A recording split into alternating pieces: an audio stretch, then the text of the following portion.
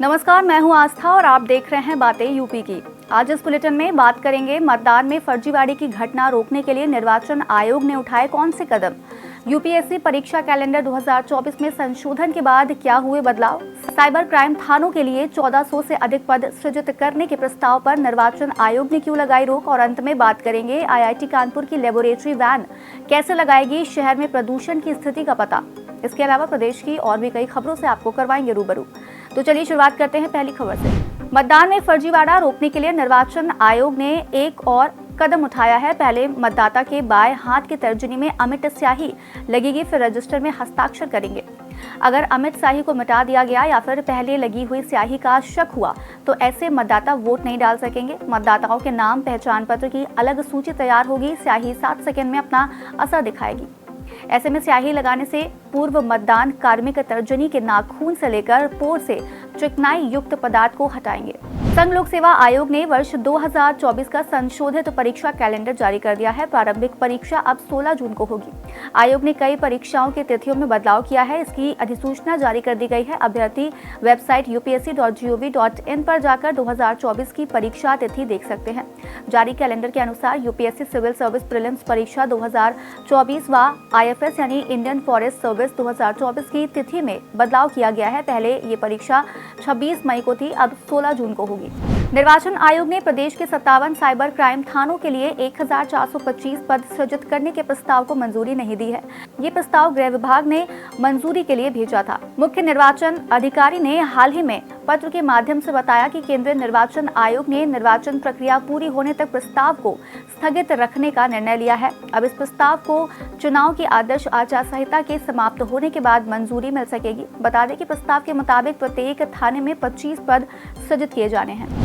राम जन्मोत्सव के बाद अब जानकी जन्मोत्सव की भी तैयारियां शुरू हो गई हैं। जनक नंदिनी माता जानकी का प्राकट्य उत्सव इस साल वैशाख शुक्ल नवमी पर मनाया जाएगा। जानकी जन्मोत्सव को लेकर उदया तिथि का भेद भी सामने आया है। छोटी देवकाली मंदिर में जानकी नवमी का उत्सव 16 मई को मनाया जाएगा, जबकि वैष्णव परंपरा के मंदिरों में 17 मई को जन्मोत्सव मनाया जाएगा। इस बार रामलला के दरबार में भी जानकी जन्मोत्सव की तैयारियां की जा रही हैं। बसपा ने यूपी के लिए 3 नए प्रत्याशियों की घोषणा की है। इस नई लिस्ट में पार्टी ने अमेठी, प्रतापगढ़ और झांसी में उम्मीदवार घोषित किए हैं। अमेठी में नन्हे सिंह चौहान, प्रतापगढ़ में प्रथमेश मिश्रा और झांसी में रवि प्रकाश कुशवाहा पार्टी के प्रत्याशी होंगे। पार्टी ने अमेठी से उम्मीदवार बदल दिया है। एक दिन पहले ही अमेठी सीट पर रवि प्रकाश मौर्य को प्रत्याशी बनाया गया था। वह अयोध्या से विधानसभा चुनाव भी लड़ चुके हैं।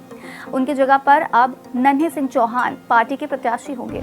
रोडवेज बसों में छुट्टे पैसे को लेकर यात्रियों और कंडक्टरों के बीच होने वाले झगड़े कम हो रहे हैं। हर महीने में करीब 50 लाख यात्री डिजिटल पेमेंट कर रहे हैं। ऐसे में किराए को लेकर आने वाली शिकायतें भी काफी कम हो गई हैं। कंडक्टरों की इलेक्ट्रॉनिक टिकटिंग मशीन में QR कोड से पेमेंट करने की व्यवस्था की गई है।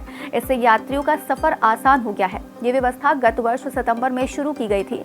महज 6 महीने के अंदर ही डिजिटल पेमेंट से किराया देने वाले यात्रियों की संख्या प्रतिमाह 50 लाख तक पहुंच गई है। देश का अनूठा हिंदू कैलेंडर शास्त्रीय तिथि पत्र काशी विद्वत परिषद ने तैयार किया है। इस कैलेंडर का लोकार्पण किया गया है। कैलेंडर की खास बात यह है कि इसकी तिथि त्योहारों के साथ मुहूर्त और भद्रा भी लोग आसानी से समझ सकेंगे। लोग इसे सरलता से समझ सके, इसके लिए हर पक्ष में भद्रा की स्थिति, मूल की स्थिति, पंचक सहित प्रत्येक पक्ष के व्रत पर्वों को भी धर्म शास्त्रीय आधार पर शामिल किया गया है। पानी की जांच रिपोर्ट के लिए अब महीनों इंतजार करने की जरूरत नहीं है। आईआईटी कानपुर के इंक्यूबेटेड स्टार्टअप क्लिस की मदद से मात्र 30 सेकंड में ही पानी की रिपोर्ट आ जाएगी। अगस्त 2023 में लॉन्च हुए इस प्रोडक्ट का अब अपडेटेड वर्जन वरुणा भी मई में मार्केट में आ जाएगा। अभी तक जहां केवल अंग्रेजी में रिपोर्ट आती थी, वरुणा में 8 रीजनल भाषाओं में रिपोर्ट आएगी। हरियाणा में मशीन का इस्तेमाल काफी तेजी से हो रहा है। ग्राहकों ने मशीन के इस्तेमाल के बाद कुछ समस्याएं भी बताई हैं, जिनको अब दूर किया जा रहा है। आगरा शहर में यातायात व्यवस्था को सुदृढ़ बनाने के लिए अब यातायात पुलिस के मुख्य आरक्षी और आरक्षी यातायात नियमों का उल्लंघन होने पर वाहनों का चालान नहीं कर सकेंगे। ये कार्य केवल यातायात निरीक्षक व उप निरीक्षक ही करेंगे। चालान करने के दौरान किसी तरह की नकदी का हस्तांतरण नहीं होगा, यानी नगद भुगतान नहीं किया जाएगा। चालान की राशि शमन शुल्क यातायात पुलिस लाइन में ही जमा करना होगा। ये ई चालान या न्यायालय के माध्यम से ही होगा। नियमों के उल्लंघन पर स्मार्ट सिटी के कैमरों से वाहन चालकों के विरुद्ध कार्रवाई जारी रहेगी। कानपुर की कौन सी गली मोहल्ले सबसे अधिक प्रदूषण फैला रहे हैं, इनके क्या कारण है, इसका पता लगाने के लिए अब आईआईटी कानपुर की ओर से तैयार लेबोरेटरी वैन की मदद ली जाएगी। ये वैन प्रदूषण और इसके कारकों की रिपोर्ट तैयार करेगी। शुरुआती चरण में वैन को शहरों के 2 स्थानों पर इसे तैनात किया जाएगा। ये वैन अभी लखनऊ में 4 जगह तैनात की गई है। इसकी रिपोर्ट प्रदूषण कंट्रोल बोर्ड को सौंपी गई है। आज का यूपी में फिलहाल इतना ही। अपने शहर की बड़ी खबरों का अपडेट पाने के लिए बने रहिए हमारे साथ और देखते रहिए बातें यूपी की।